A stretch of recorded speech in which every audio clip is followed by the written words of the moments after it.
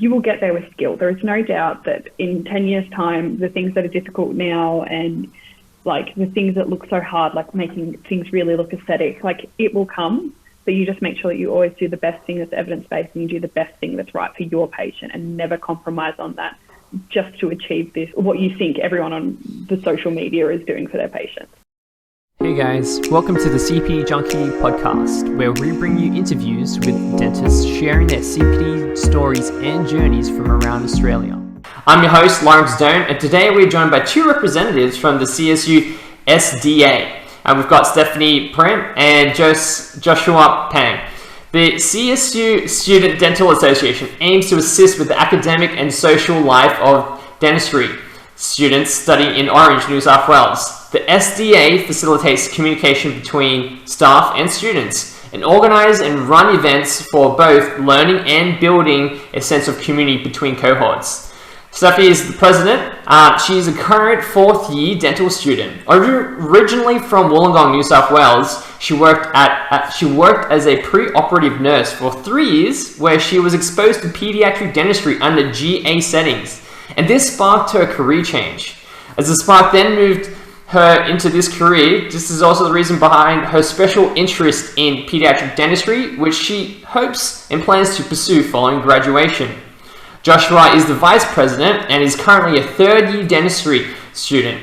He grew up in Perth, WA, and spent most of his time growing up playing various sports, sailing, soccer, and basketball.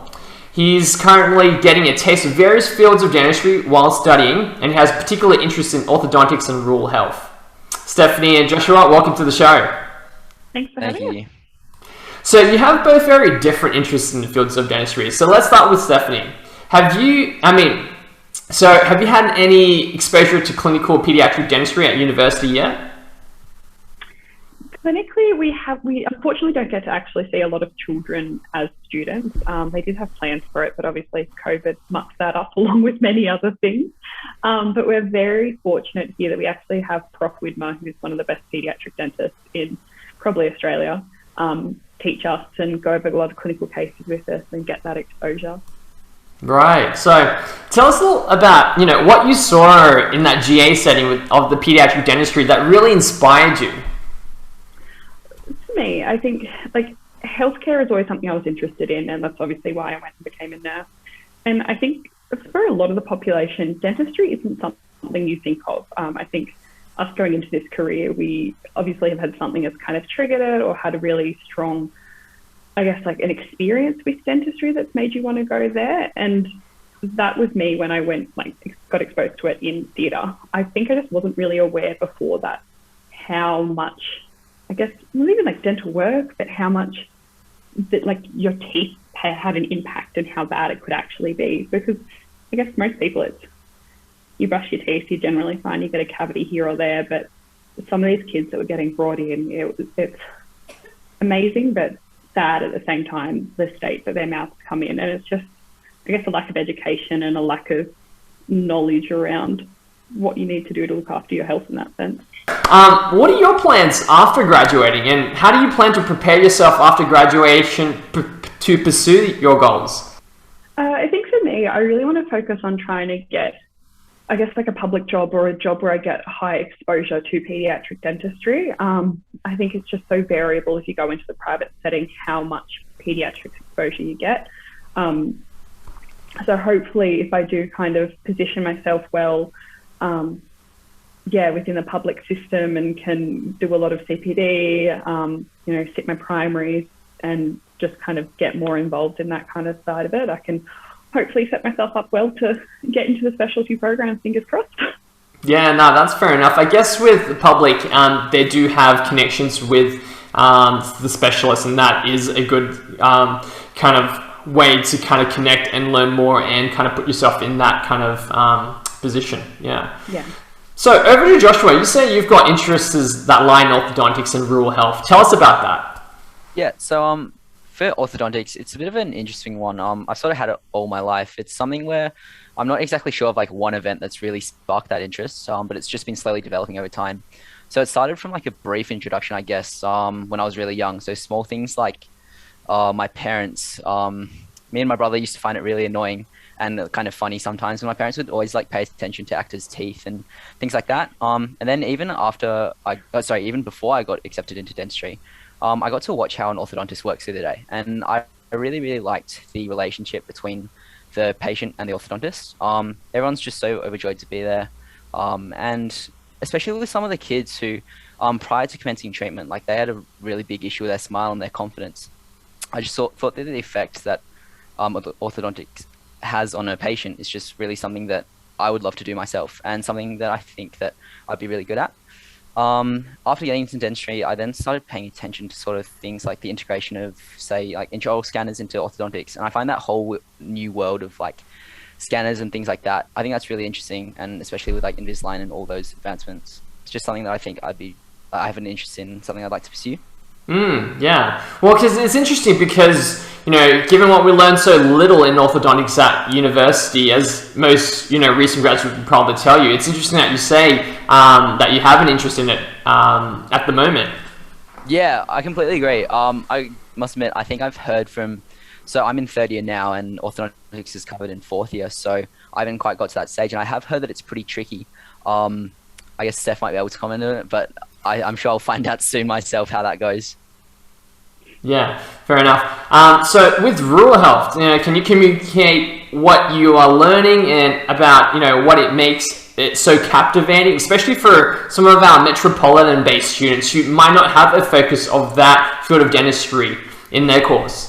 Yeah, so before coming to CSU, I got involved in a program in WA. It was kind of a volunteer program that sent us out to sort of local schools and helped tutor the kids in maths, English, and science. And I got to travel into towns with like really small populations, like less than 100 people.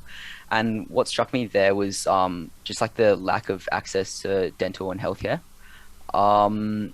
So I think that it's just really almost a little bit sad sometimes where like the closest doctor or dentist is like 2 to 3 hours away, and I realized that dental treatment is sort of something that kind of takes a back seat sometimes, sadly.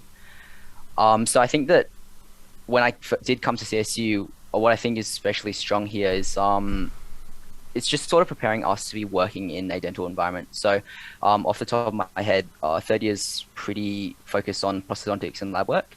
I think that from what I've heard is that we have just a larger focus on things that maybe when we're working, when we don't have access to specialists or to lab clinics, it's just kind of preparing us to do some things ourselves, pretty much. Yeah, not fair enough. So let's switch gears a little bit and get into the crux of what's kind of happening to many students at the moment. COVID's hit so many student bodies along the East Coast, especially, but this isn't the first time you guys went through this. How's that kind of spilled over to your learning experience from your point of view? We can start with Steph first. I think it would be naive for anyone to say that it doesn't affect learning, even just the fact that it's just disrupting your time and you can't really plan ahead. I think fortunately now we seem to be coming to the end of it. It seems to be a light at the end of the tunnel, and hopefully in the future years people don't go back into lockdown. But we actually did a futures night the other day, and someone said it's not just being flexible, it's being able to be floppy. And that I kind of really sat with me. It's the one thing with COVID and dentistry at this moment is you just need to learn to be floppy. Yeah, tell me a little bit more about that. So I think it's, obviously we aren't in clinic at the moment. We've just, because we're based in Orange, we've just come out of lockdown about a week or so ago. And we're going through stages of going in and out of lockdown. So I think it's just missing out on that clinical time, which fortunately we will get to make up on. But I think just adapting and, doing sim cases where you can, and really doing case-based learning, and just like, I guess, bumping up your technical or your like theoretical knowledge, that when we do get that time to go back into clinic, that we're not as placed as much as a disadvantage as we possibly could be if we didn't do all this. Yeah. And Joshua, how's it been for your end? Yeah, pretty similar to Steph. I think, it's obviously been pretty tough not having the time in clinic, and that's a really big shame, but as Steph said, we'll catch that up. Lectures are still went ahead online, so yeah, I think we're all kind of almost getting used to it. It's been 2 years already, so as long as we get to catch up time, which we will at the end of the year, it's not been too bad. Yeah, so you're saying catch-up time, you mean like your holidays might be a little bit even shorter now? Is that what you're saying? Yeah, Yeah. I think, yeah, it might eat into our some holidays a little bit, but I think in the grand scheme of things, like as long as we get to continue with the year and everything like that, and if the uni's happy to run, I think, yeah, it's not too bad. Yeah, I think for our year, we're getting off just before Christmas and we're coming back mid-January. So much shorter holidays than usual, but it is what it is. Everyone's just kind of happy to be able to proceed. Yeah, I guess it's at the end of the day, you want to get the most out of your uni that you can at the same time. You don't want to go through it feeling like you missed out on a whole chunk, right? Yeah, exactly. And I think we're very fortunate here that we are a 5-year degree. We do get that little bit of extra leeway to make up on the clinical time, especially this year where we get to spend a whole year essentially just doing clinical practice, which is really beneficial when we graduate. A little less like newborn drafts. So yeah, I mean, like for the final years, how's it been for them? Like, have they had to do the same thing? Like, they're gonna have to go a little bit more into their holidays as well. I don't think it's fully decided yet. I think it's likely, but nothing's 100% decided yet. Right. Yeah.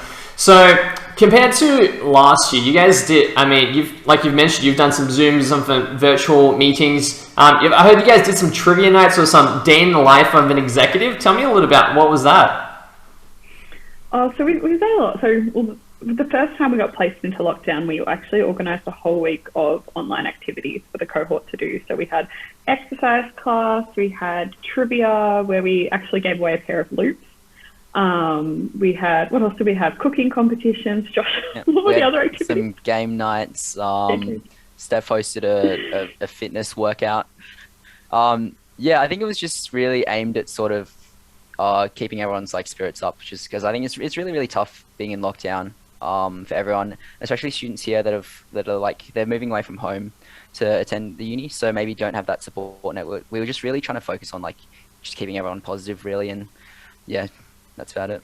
Yeah, and I heard you guys have something called First Impressions, where you kind of partner senior students up with, first and second years. And like you said, people have just moved into a neighborhood that, they don't know anyone, and then they're thrown into COVID where they can't connect further. So tell us about that. How'd that go? So First Impressions, so this year's the first year that we've run it. And yeah, as you said, we partnered first and second year students up with senior students, and it was a completely like opt-in system. And we had social night for them at the beginning. Unfortunately, our plans for second semester got a bit hampered by lockdowns for additional events.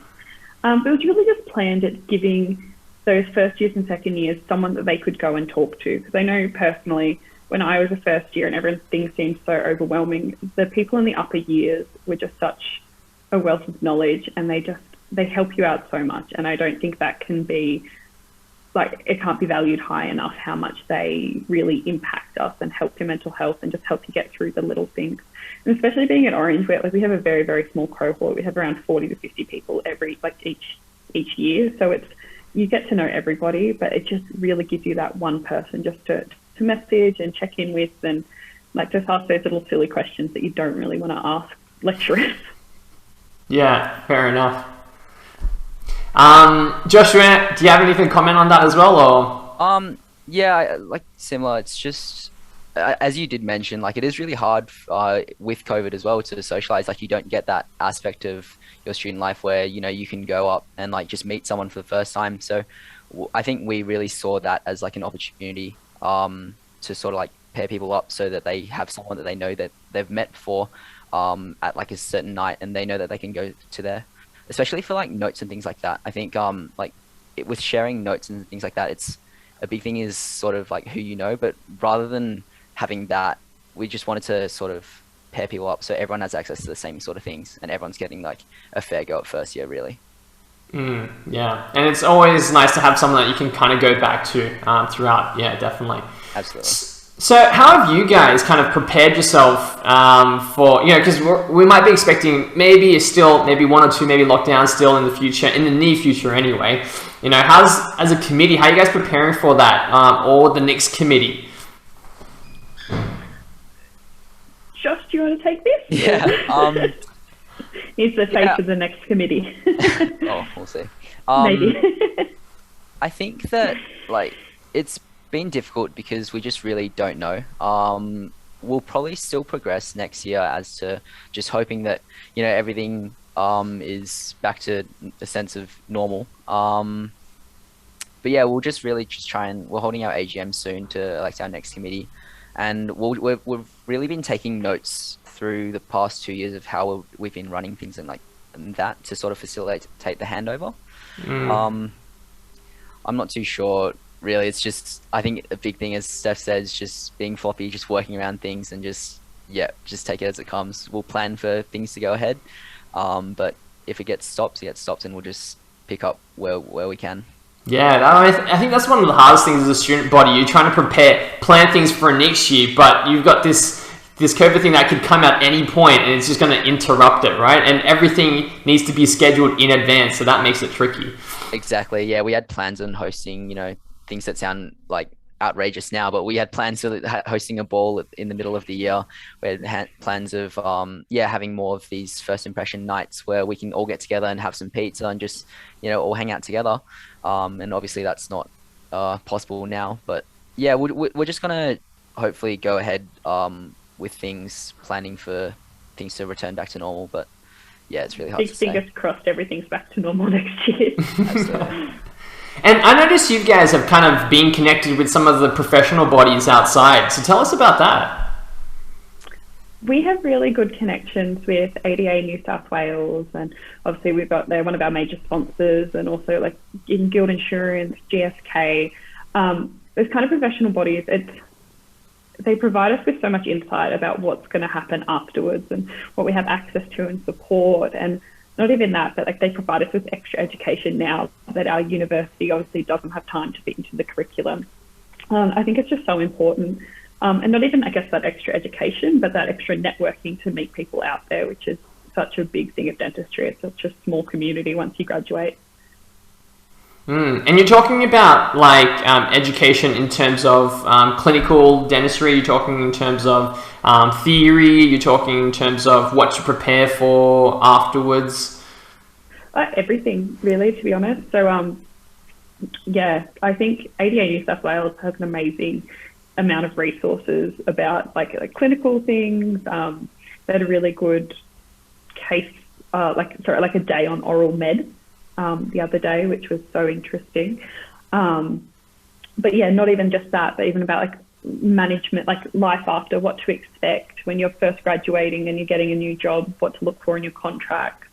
Even just really basic things about, like from GSK, about material, like products and what to recommend and why and how exactly they work, because I think that's the little things that are so underestimated, but that's what our patients want to know about. They want to know about which patients, like what things to get from the shelf. Is it important if this one's on special, or should I pay the extra $5? Like, it comes down to those little things for so many people. Yeah. So I know, look, hey, we're in a generation of social media. So what's been your favorite social media platform so far? I'd probably just say I find Instagram pretty cool. I don't know, ever since I got into dentistry, you know, you've got all these different accounts and stuff posting their work and spreading their information out. So I think that's pretty cool.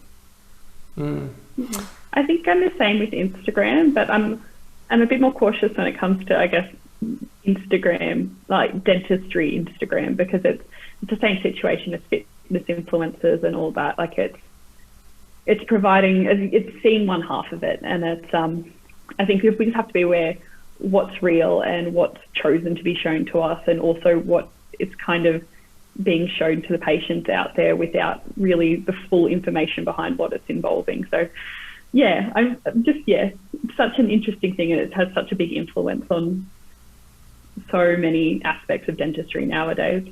Yeah, look, the reason why I bring it up is, you know, for many listeners who are probably recent graduates, they're probably wanting to see what it would be like on your point of view, because as students, during our time, we didn't have like social media like Instagram where you're seeing all these photos, and you you have this extra lockdown time when you're on your phone more and you're going through all these accounts, just seeing all these things to kind of, compare yourself to. You didn't have that extra external pressure that you would have had back in the day. And, we might have had just Facebook, but people weren't posting as regularly, or people weren't viewing it on those as easily. So, yeah.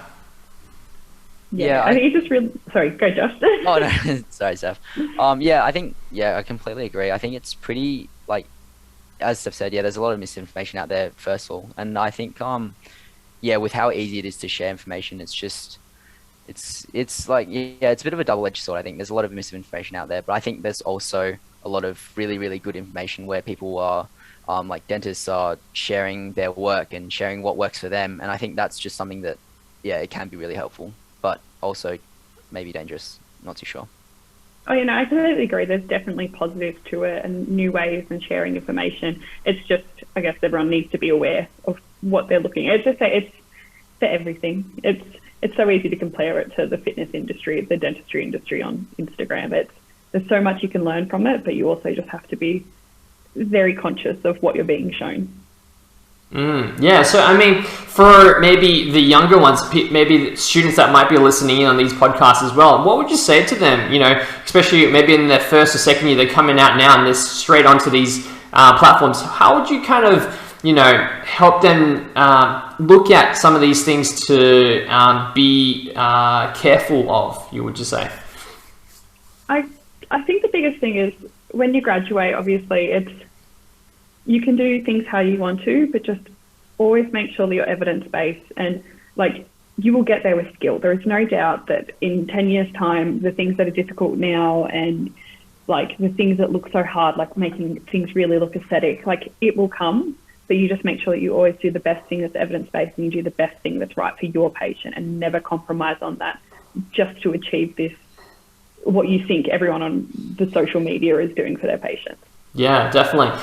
Look, I have my own thoughts about it, and I wanted to hear it from your point of view because, for a lot of people, I would imagine they would be like, oh, I saw this awesome trick that I saw on Instagram. I want to try it. And it's like, well, there's some things that you need to learn first before you kind of get to that point.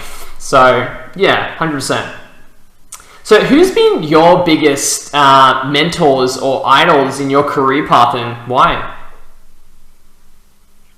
Josh, do you want to start? I don't have a specific name, but I think definitely one of my biggest idols was definitely my parents. They're both involved with the dental field, and I think every child is sort of wanting to be like their parents.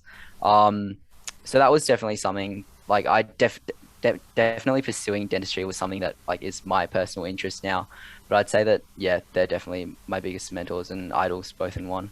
And then also on top of that, it's just some of the people I've met at uni, especially some of the recent grads, when they come back and, tell their stories, or even they come back at Futures Night and you see where they are only, 1 or 2 years out of uni. And people, some people are working in the military, some people are working in public health, and they're just showing these cases. And I think that's just really, really cool and really interesting to me. Steph? I think personally for me, my biggest influence would be the pediatric dentist that I worked with in theatre. We're still in contact a lot, but just it has such a high quality of care, and it's so much about doing the right thing for the patient, really educating them and making sure that you're safe.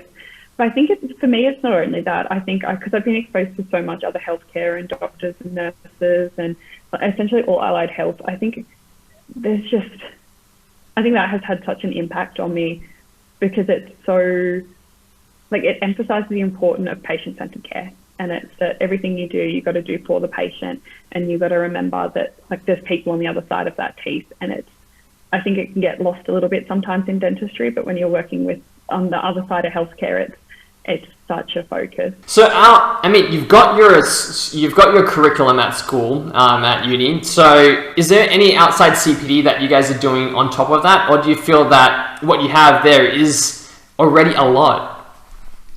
I think definitely what we have are given, lectures are pretty hard to follow, and there's quite a lot given to us. But definitely some of the CPD models that we get recommended from ADA or ADA New South Wales or other companies, that especially the stuff that's not necessarily what they tell you in clinic, but it's the information, the additional information that they give you that you can potentially provide your patient. Like in regards to, I don't know, things, we've received one about, I don't know, denture care this year. These things that, you know, they don't quite, like, it's not explicit, this is what you must tell your patient, but it's just like additional ideas of what you can bring to your patient and what you can bring into clinic to give them the sort of the best outcome. So I think those are probably, yeah, those have really helped me a lot this year. Yeah, I think I agree with Josh. We get a lot of content in uni, and I think CPD, like if you're doing any extra, you're prying yourself with caffeine before you do it. But yeah, there's so much to gain from it. And I think though, coming from a student point of view, all the free CPDs are such a big benefit. Obviously, we don't have the extra $1,000 or a couple of $100 to throw at CPD courses that we might have when we graduate and have well-paying jobs. So a lot of the ones provided by ADA New South Wales are really amazing, not only just because of the content, because we actually can access them. What do you hope your ideal clinical and non-clinical day to look like in, 5 years' time or so, or, after you graduate? I think for me, in 5 years' time, I hope to be trying to specialise. So I guess it kind of just depends with that. But if I'm lucky enough to be training in a specialty, it'll just be working hard at that. Treating kids, still learning, still developing my skills, because realistically 5 years down the line isn't that long away. No. So still a lot of learning to go from then. I guess on the non-clinical, just, having some dogs, having a good work-life balance, which I think is so important. And I think dogs is always a priority for the non-clinical side. Steph, you mentioned that you came from Wollongong, where the beach and the outdoors is pretty integral to, your growing up. Do you want to return to that, or do you think, it'll depend where your work is or where your study kind of takes you? I think I'm open. Wollongong is a special place. We always say it's pretty much a city, but of 2 degrees of separation. So I'd love to return to the area, or even the South Coast region in general, but also I'm kind of open to see where opportunities take me. It's kind of hard balancing that, where you're used to living and where new places can take you. So I think it's just kind of a wait and see situation. And you've said your history you've got in surf club, you've got in the surf rowing, scouts and all of that. Is that something you want to continue after your studies and into your working career as well? Yeah, absolutely. I think the surf rowing was amazing. I was so sad I had to leave it to come out to Orange. But yeah, I'm really big on community involvement. There's so much you get just from relationships with people, and then giving back, and just even in scouts, just like helping kids learn random things that you have no idea how much it impacts them growing up. So yeah, 100% things I want to be involved with after I graduate. So dentist on the weekdays and then scouts on the weekend, hey? Yeah, a little bit. And Joshua, what do you hope your next 5 years might be like, clinical or non-clinical? Yeah, I think clinically I'd like to pursue probably specialization. So definitely have that to think about, working hard. I think getting involved in some research would probably be a really, really good step in that direction, because it's always really, really good to see what's getting involved in that sort of area and see what's coming new. So that's probably what my clinical day would look like if I managed to get in. I think just working really hard and trying to get the grades to stay in and graduate on time. In terms of non-clinical day, as I mentioned at the start, really into my sport. Sailing is something that I did all through high school and all through growing up, and it's something that I sort of left behind in Perth because there's not too much water in Orange. We have Lake Canobolas. Yeah, we have a lake, but maybe not quite big enough. No, but that's definitely something that I would like to return to back when I'm back in Perth. And do you think your parents, are they just general dentists? So my dad's an orthodontist and my mom's a dentist. Right, and do you think that's played an influence in your decision to want to go down that path? I think, look, I'd be lying if I said no. I think having that exposure as a kid to my dad's work and my mom's work definitely would have affected me in some way. But when I think about it, and when I think of what I'm interested in now, I definitely think that, as I said, when I was watching the orthodontist work and that patient patient-clinician relationship and things like that. That's definitely something that I want for myself, and that's definitely something that I think I want to pursue now. Mm. And I also hear that you are musically talented. Is that something you also want to pursue during your working career? Yeah, I'm not too sure where you heard that one, but it's definitely it definitely is something that I think I'll come back to. I didn't bring my instruments over when I did move to Orange, so that's definitely, I'd probably be pretty shocking at playing the instrument when I do go back. But who knows? It might be a skill that I pick up later on. I suppose it's something that never quite leaves you, so hopefully I can still play the violin when I return. So it sounds like the CSU DSA might have a musical talent night, up and coming, so some sort of X Factor talent night coming up in the future, hey? We do have some very talented people on campus, so maybe, but I need to practice. It's been a while since I picked it up, so. Well, Steph and Joshua, both CSU representatives, thank you for coming on the show today. If you could let the people know how they can find you, or if there's anything that's kind of going on at the moment. So they can contact us. We've got Instagram and Facebook with Student Dental Association, so CSU SDA. On both platforms, really active on that. So keep an eye on that, or send us any messages through that, and we'll be sure to get back to you. Yeah, definitely. All right. Well, for our viewers, if you like this episode, don't forget to like and subscribe and comment below on your favorite part. And we'll see you in the next episode of CPD Junkie podcast. Thank you.